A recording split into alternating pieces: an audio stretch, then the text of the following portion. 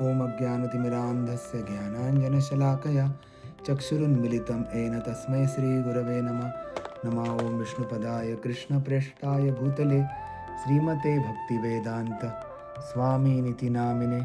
नमस्ते सारस्वती देवे गौरवाणी प्रचारिणे निर्विशेष शून्यवादी पाश्चात्यदेशतारिणे।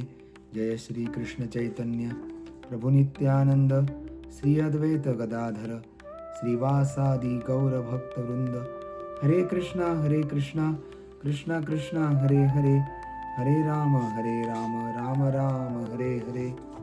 Bhagavad Gita, chapter 2, text 42 and 43 together.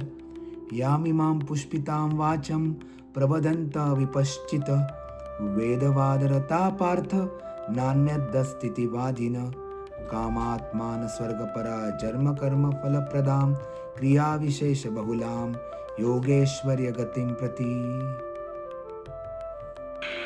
Men of small knowledge are very much attached to the flowery words of the Vedas, which recommend various fruitive activities for elevation to heavenly planets, result in good birth, power, and so forth. Being desirous of sense gratification and opulent life, they say that there is nothing more than this. People in general are not very intelligent, and due to their ignorance, they are most attached to the fruitive activities recommended in the karma-kanda portions of the Vedas. They do not want anything more than sense gratificatory proposals for enjoying life in heaven, where wine and women are available and material opulence is very common. In the Vedas, many sacrifices are recommended for elevation to the heavenly planets, especially the Jyotishtoma sacrifices. In fact, it is stated that anyone desiring elevation to heavenly planets must perform these sacrifices, and men with a poor fund of knowledge think that this is the whole purpose of Vedic wisdom. It is very difficult for such inexperienced persons to be situated in the determined action of Krishna consciousness, as fools are attached to the flowers of poisonous trees without knowing the results of such attractions. Unenlightened men are similarly attracted by such heavenly opulence and the sense enjoyment thereof. In the karma-kanda section of the Vedas, it is said, Apama somam amrita abhoma and akshayam have chaturmasya yajinaha sukritam bhavati. In other words, those who perform the 4-month penances become eligible to drink the somarasa beverages to become immortal and happy forever. Even on this earth, some are very eager to have somarasa to become strong and fit to enjoy sense gratifications. Such persons have no faith in liberation from material bondage, and they are very much attached to the pompous ceremonies of Vedic sacrifices. They are generally sensual, and they do not want anything other than the heavenly pleasures of life. It is understood that there are gardens called Nandana Kanana, in which there is good opportunity for association with angelic beautiful women and having a profuse supply of somarasa wine. Such bodily happiness is certainly sensual. Therefore, there are those who are purely attached to such material, temporary happiness as lords of the material world. This verse of Bhagavad Gita is also called as one of the warning verse for mostly for youth like all of you. It's very much warning. When we study the Bhakti Yoga, there are chances that you may get certain happiness and you will not understand whether this happiness is coming from Bhakti Yoga or some other type of happiness.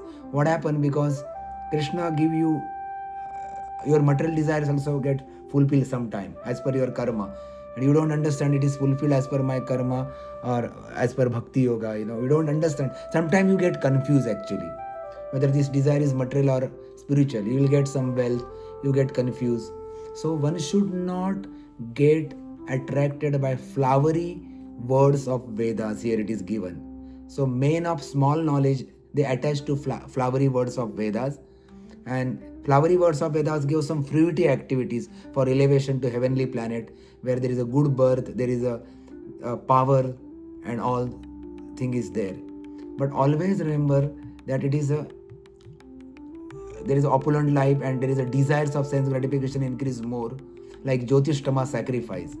Always remember that when we go to the heavenly planet, there is also death and there is also birth. So we have to come back again. In Mahabharata, there is one story, they said that when all the devatas are dying, they are crying and they are shedding the tears like a pillars, and their atma or their soul sit in that pillar of like tear and come down on the earth, and there is a formation of seed and there is a formation of tree, and that atma goes to fruit, and that fruit will be eaten by some man, and with combination of woman, and there is, he give rise to son or daughter, and again that person do tapasya, Jyotishtama sacrifice, come to Sargaloka, again die, come as a seed, again go. So this merry-go-round will continue, going up, coming down, going up, coming down, punarapi janani, punarapi janmam, punarapi maranam, punarapi janani jatare shayanam, again and again taking birth in the womb of mother. But Bhakti Yoga is not for that. Bhakti Yoga is very holistic goal, very sustainable goal, and that is the original goal of all living beings. Mame Vasham Jivaloke. We are part and parcel of Krishna. We are product of the spiritual world. So don't get attracted by the small attraction in this world while achieving your proper goal. This verse you can utilize other way also. While achieving your one pointed attention, like last night we discussed about Bahushaka Henantansha Buddhayo Vyavasayinam. There should not be so many branches. When we concentrated on one thing, if there are so many branches with our avyavasayatmika buddhi, we are looking sense gratification, then what will happen? We will not concentrated, we are not focused, and when we are not focused, what will happen is we can trapped in such a flowery language of yoga, Vedas. So people want to drink Somarasa there, then association of damsels of Nandan Kanan garden. They don't have interest for liberation, Prabhupada said. So Vishwanath Chakravarti Thakur, he gives very wonderful commentary. So he says that this work speaks of the persons with wavering intelligence who involved in sakama karma, who are very dull-witted. So they speak excellent, pleasant words of the Vedas, which are like poisonous but attractive flowering plant. Since their consciousness has been deluded by those words, they are not endowed with fixed intelligence. Taya aprahata chetasam vyavasayatmika buddhi samadho na vidiyate. The sentence is completed in verse 44, like because of the impossibility for them to accept that fixed intelligence is not taught to them. Why do they speak in this way then? So they speak in this way because they are fools, avapashchita, because they interpret the word of Vedas, Veda Vadarata. They find some temporary happiness in Swargaloka. Swargaloka is not spiritual world, always remember. Swargaloka is one planet in this material world. Spiritual world is far, far beyond, which will give you permanent happiness. But they got stuck. So what happened is one who has worshipped by means of the vows of Chaturmasya attain pious credit which never become depleted. So Apastamba Shrauta Sutra, Krishna Yajurved 8.11 it is giving. Apama Soma Amruta Bhauma. We drank Soma and became immortal.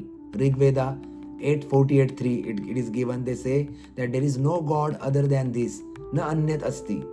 So what type of word do they speak? They speak word about various rites giving many result, and for attaining power and enjoyment, words which give good karma in terms of birth. So this kind of men, they always talk about this flowery language and they will not get destination. I am telling you, when we follow Bhakti Yoga, each and every one of you will tested one day. Krishna will give you something, very nice thing, car, bungalow, everything. Somebody has no kids, Krishna will give kids. You don't have car, Krishna will give that. Or Maya will offer something. But guys, if you stuck into that and forget the goal of Krishna Bhakti, that is Veda Vadarata for us. Veda Vadarata does not essentially mean going to Swargaloka also. We can take that meaning also, where we are diverted from our original goal of Krishna Loka. So Baladev Vidyabhushan also nicely explained that this person should also develop fixed intelligence because the Shrutis deal with both subjects equally. No, this fixed intelligence will not arise because they have fault in the heart. They want sense gratification in the heart. So this is explained in 3 verses. Both with little knowledge, they speak the word such as Jyotishtamena Swarga Kamo Yajet. A person desiring Swarga should perform Jyotishtama sacrifice. They read somewhere and they do that. They forget that our goal is to go to Krishna by chanting Hare Krishna mantra. So they think that these are the best word in the Vedas. And intelligence is fixed on Atma does not arise in the mind of those people whose consciousness is stolen by this word. So the thought is completed in 44. What words are these? The words are like flowering creepers which are full of poison, appearing attractive but with no beneficial purpose.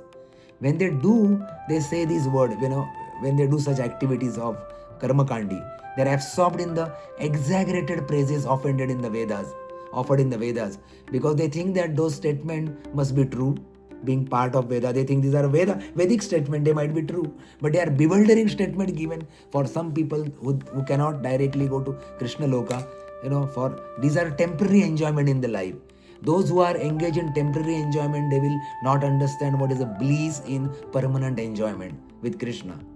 So there are so many such verses are given. So one who has worshipped by means of the vows of Chaturmasya attain pious credit which never become depleted. So they say that there is no supreme eternal happiness in the form of liberation, attain to spiritual knowledge of Jiva and God. There is nothing other than reaching Swarga through Kamya Karma, they say. Na anyad asti.